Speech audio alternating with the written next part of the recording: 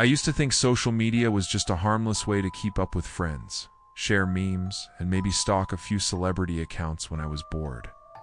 But that was before I realized how quickly a single notification could flip your entire world upside down. It's weird, right? How something as simple as a friend request or a DM can make your heart race. Not in a good way, but in that cold, crawling sense that something's not right. I'm not trying to scare you for the sake of it, but after what I've seen, I can scroll through my feed without wondering what's really hiding behind those profile pictures. If you think you're safe behind your screen, think again. Because the stories I'm about to share aren't just urban legends. They happen to real people, and they could happen to anyone. So before you check your next notification, listen closely. You'll never look at your social media the same way again.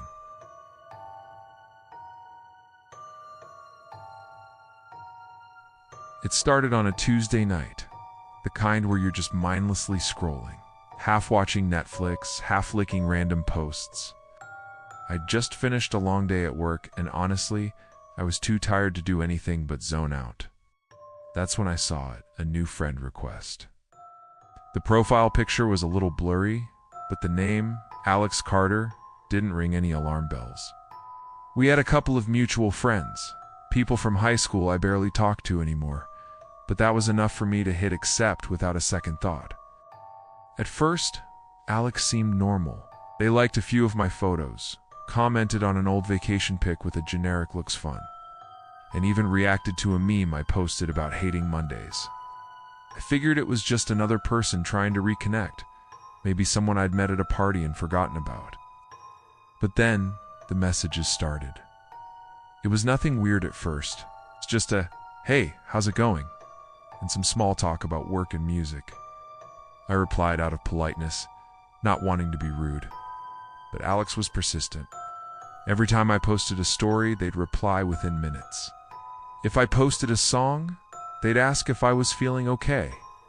If I shared a photo from a coffee shop, they'd ask which one. It was like they were always watching, always waiting for me to post something new. I tried to brush it off. People can be a little intense online, right? Maybe Alex was just lonely. But then, things started to get strange. One night, I posted a picture of my dog in the park. 10 minutes later, Alex messaged me, "Cute dog, is that the park on Maple Street?" I hadn't tagged the location, and the background was just trees and grass. My stomach dropped. I replied with a vague, "Yeah, just out for a walk," hoping that would be the end of it, but it wasn't. The next day, I got a message. "Saw you at the coffee shop this morning. You look tired. Hope you're okay." I hadn't seen anyone I recognized, and I definitely hadn't mentioned where I was going. That's when I started to get scared. I stopped replying to Alex's messages, hoping they'd get the hint. Instead, the messages got more frequent, more desperate. "Why aren't you answering me? Did I do something wrong? I just want to be friends." I blocked Alex, thinking that would be the end of it. For a few days, things were quiet. I started to relax, telling myself I was just being paranoid. But then, the texts started. Not on social media, on my actual phone. The first one was simple, "Miss you." I stared at the screen, my hands shaking. I never gave Alex my number. I tried to convince myself it was a coincidence, maybe a prank from someone who knew both of us. But deep down, I knew it wasn't. The next week was a blur of anxiety. Every time my phone buzzed, I jumped. I started double-checking my locks, looking over my shoulder when I walked home. My friends told me to go to the police, but what could I say? Someone I met online is being creepy. It felt like I was overreacting, but I couldn't shake the feeling that I was being watched. Then, one night, I came home to find a note slipped under my door. No envelope, just a piece of paper with 3 words. "Let me in." That was it. Called the police, shaking so hard I could barely hold the phone. They took it seriously, thankfully, and started an investigation. But they never found Alex. The messages stopped, the calls ended, and for a while, I tried to move on. But sometimes, late at night, I'll get a notification, a new friend request. A message from an unknown number, and my heart will race all over again. I still don't know who Alex really was, or how much they knew about me. Maybe it's over. Maybe it's not. So all I know is I'll never accept a random friend request again. And if you think it can't happen to you, just remember, it only takes one click to let the wrong person in. After Alex, I thought I'd learned my lesson about letting strangers into my life. But what happened next wasn't about one person lurking in the shadows. It was about the entire internet turning its gaze on you. If you think a single stalker is terrifying, just wait until you see what happens when your worst moment goes viral and the whole world is watching.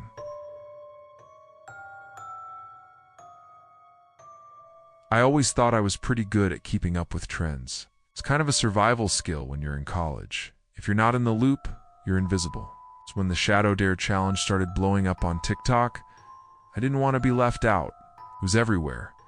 People filming themselves sneaking into abandoned places at night, whispering the same creepy phrase, "Show me what hides in the dark," and then running out, laughing, hearts pounding, racking up thousands of likes.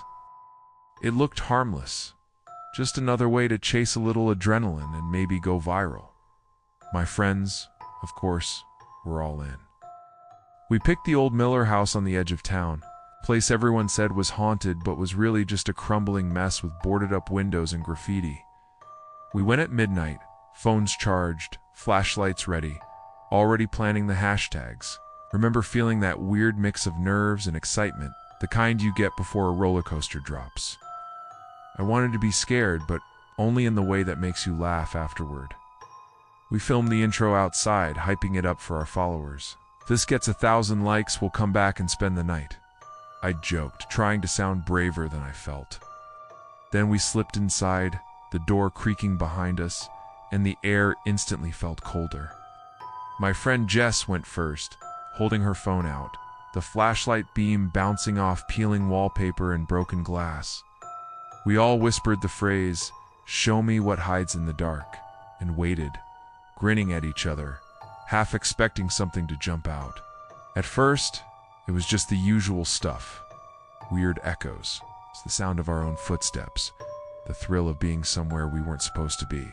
But then, as we moved deeper into the house, things started to feel off. My phone kept glitching, the screen flickering between the camera and static.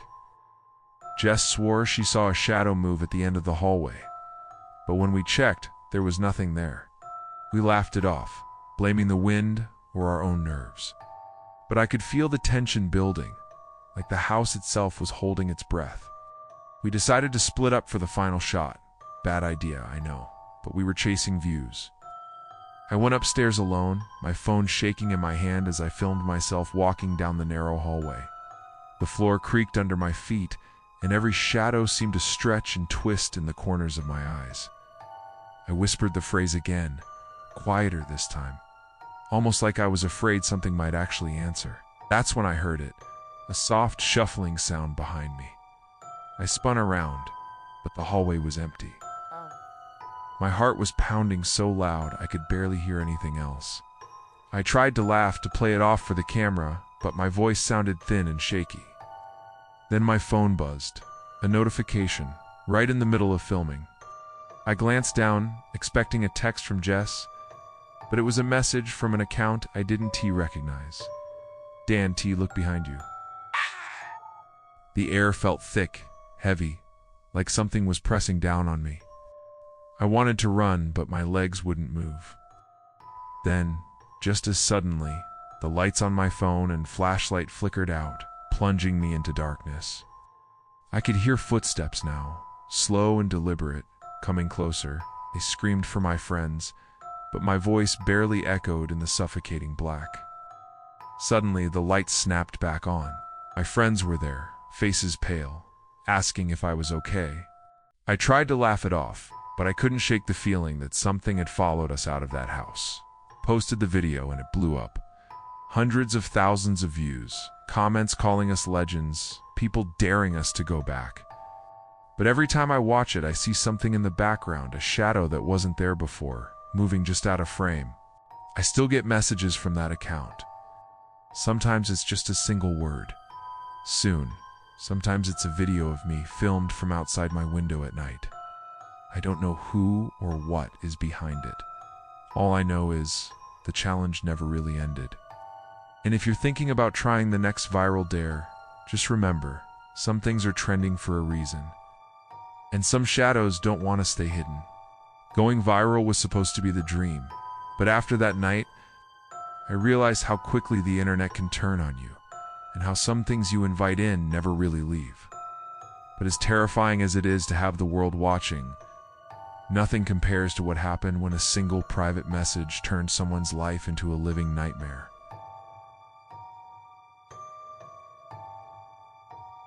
I always thought the dark web was just an urban legend, something you heard about in cautionary tales or late-night Reddit threads, not a place real people actually visited, and never had any intention of going there myself. But sometimes, the dark finds you, even if you never go looking for it. It started with a DM on Instagram. The account had no profile picture, no posts, no followers. Just a username that looked like someone had smashed their keyboard. XV9_OB1L. I almost deleted it without reading. The preview caught my eye. I know what you did. My stomach dropped.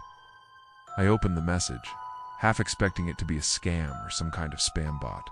But the next line made my blood run cold. You shouldn't have lied to your friends about last Friday. I stared at the screen, my heart pounding. It's Friday. I told my friends I was sick so I could stay home and binge watch shows alone. It was harmless, but I hadn't told anyone the truth, not a soul. I tried to laugh it off, but the unease stuck with me. I blocked the account, thinking that would be the end of it. The next morning, I woke up to a new message, this time on Snapchat, from a different random username. It was a photo of my house, taken from across the street, time-stamped at 2:13 a.m. The caption read, "Nice pajamas." I felt exposed, like someone was peeling back the walls of my life, watching me when I thought I was safe. I told myself it was a prank, maybe someone from school messing with me. But I couldn't shake the feeling that it was something more. That night, I barely slept. Every time a car passed outside, I jumped. Every creak of the house made my skin crawl. The next day, another message. This time a link. I knew I shouldn't click it, but curiosity and fear got the better of me. The link led to a site I'd never seen before, a black page with a single video. I pressed play, and my own face stared back at me, filmed through my bedroom window as I slept. The video ended with a distorted voice whispering, "I see you." I wanted to go to the police, but what could I say? That someone was sending me creepy messages and videos. I tried to tell my parents, but they brushed it off as a bad joke. My friends thought it was some elaborate prank. I felt completely alone, trapped in my own house, afraid to even open my curtains. The messages kept coming, each one more personal, more invasive. They knew things about me no one else did. My favorite childhood toy, the name of my first pet, secrets I'd never told anyone. Then came the threats. Send me what I want, or everyone will know. Attached was a file, photoshopped images of me in situations that never happened, but looked terrifyingly real. The blackmail was clear. I was terrified, but I didn't know what they wanted. I messaged back, desperate. "What do you want from me?" The reply came instantly. "Let me in." That phrase, just like the note from the first story, sent chills down my spine. I locked every door and window, but the sense of dread only grew.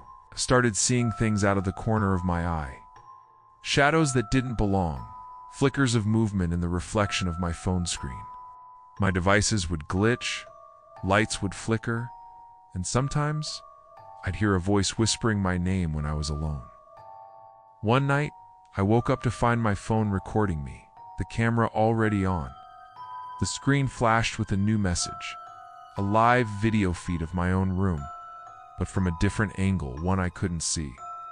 I spun around, searching for a camera, but there was nothing. The voice came again, this time from the phone's speaker. low and distorted. You invited me in. Now you can't shut me out. I don't know if it was a hacker, a stalker, or something worse. I changed my passwords, got a new phone, even moved to a different apartment. But sometimes, late at night, I'll get a notification from an account I don't recognize. Sometimes it's just a blank message. Sometimes it's a photo of me, taken moments before. And sometimes when I look in the mirror, I swear I see a shadow standing just behind me, waiting for me to check my phone again. Maybe it's over. Maybe it never will be. All I know is the dark web isn't just a place online, it's a door. And once you answer, you never really know what you've let in. It's easy to forget, scrolling through endless feeds and double-tapping photos, that there's a darker side to social media, one that doesn't care about privacy settings or how careful you think you are. The truth is, every notification, every friend request, every viral trend is a door. And you never really know what's waiting on the other side until it's too late. Maybe you've never had a stranger follow you from your screen into real life, or watched your own secrets become someone else's entertainment. But the line between online and reality is thinner than we want to believe. So, before you accept that next request, join the latest challenge, or open a message from someone you don't know, ask yourself, how well do you really know who's watching? If you've ever had a creepy or unsettling experience online, share your story in the comments. I know I'm not the only one. And next time your phone buzzes with a message from a stranger, remember these stories. Sometimes the scariest things aren't in the dark. They're right there in your notifications, just waiting for you to let them in.